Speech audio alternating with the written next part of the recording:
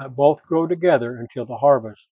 And in the time of the harvest I will say to the reapers, gather ye together first the wheat into my barn, and the tares are bound in bundles to be burned.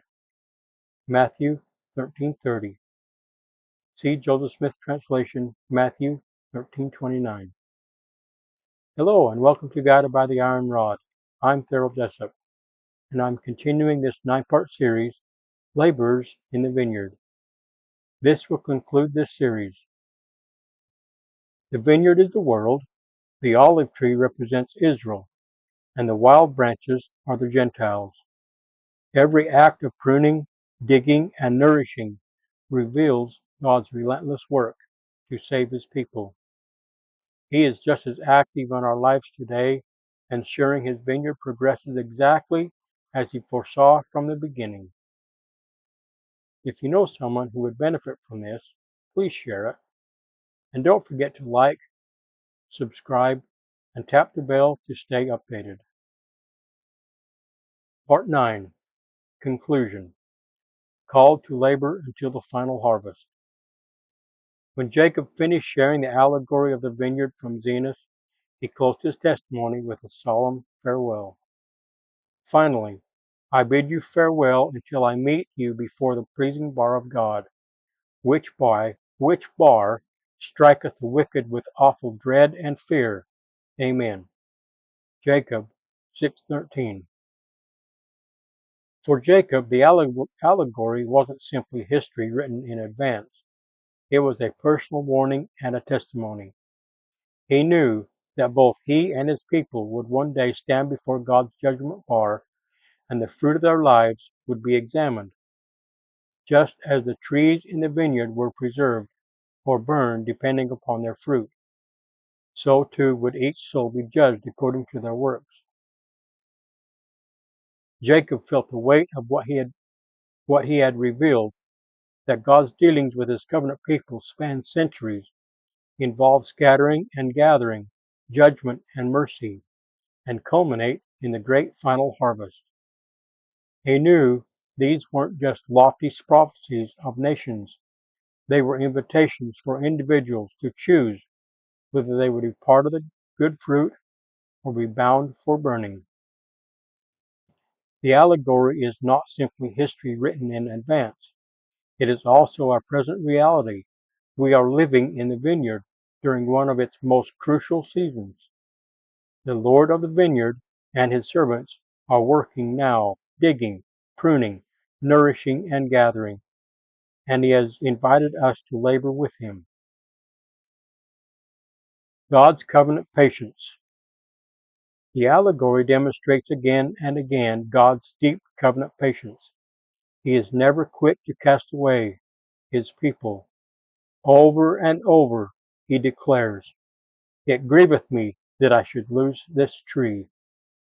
Jacob 5:7, 11, 13, 32, 46, 51, and 66. That phrase repeats like a drumbeat through the chapter, revealing the heart of a God who feels sorrow over lost souls. It is not the language of a distant ruler, but of a loving Father invested in the outcome of His vineyard. Even when the tree produces corrupt fruit, the Master gives it another chance. He digs deeper, nourishes more carefully, and calls additional servants to assist. His mercy is not unlimited in time. There comes a point of judgment, but it is infinite in depth. He does all He can within the bounds of justice to preserve life. For Israel, that patience has meant scattering instead of utter destruction. For the Gentiles, it has meant adoption into the covenant family. For us personally, it means He does not give up after our failures, but continues to nourish, prune, and graft, hoping for good fruit. The necessity of the restoration. One of the clearest truths revealed in Jacob 5 is that the final gathering of Israel could not take place without the restoration of the gospel. The servants in the vineyard represent prophets. But the climactic labor begins when a servant is called to help the master in a decisive way. Jacob 5:70-72. This points us to the mission of Joseph Smith and the restoration of the priesthood, covenants, and the church of Jesus Christ. Without restored authority, there could be no true gathering. Without the Book of Mormon, there could be no uniting of Judah and Joseph, the two sticks of Ezekiel. Without temples, there could be no sealing of families, linking generations and preparing the earth for the return of Christ. The restoration is not just a historical event of the 1820s and 30s. It is the foundation on which the Latter-day Gathering continues to stand. Every baptism, every temple covenant, every missionary effort is part of that work begun by Joseph Smith under the direction of the master of the vineyard. Our present role, laborers in the second gathering. Right now, we are in the second gathering.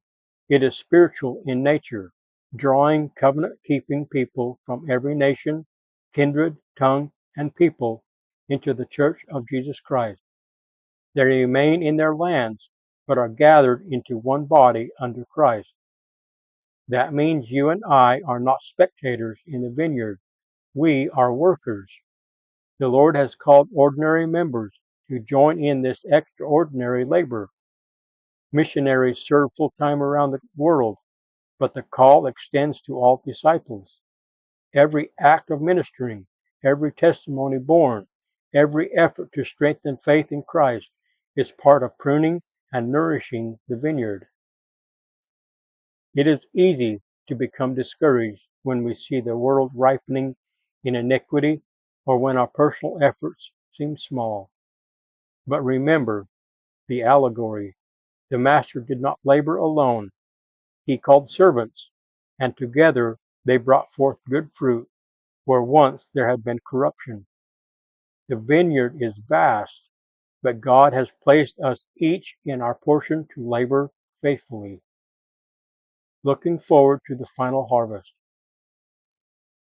The allegory closes with the vision of a vineyard producing good fruit at last. That represents the millennium, when the Lord of the vineyard reigns personally on earth. Righteousness covers the nations, and the covenant people are united as one. At that time, the bad will be cast away, but the good will be preserved. That harvest is not ours to bring. It belongs to Christ. Our task is to labor faithfully now so that when he comes, we may find fruit worth preserving. The call of the vineyard today. Zenos's allegory is one of the longest chapters in all Scripture, yet its message is simple. God loves his children and will do everything possible to redeem them short of removing their agency. He has not forgotten Israel, nor the Gentiles, nor any one of us. His hands are stretched out still.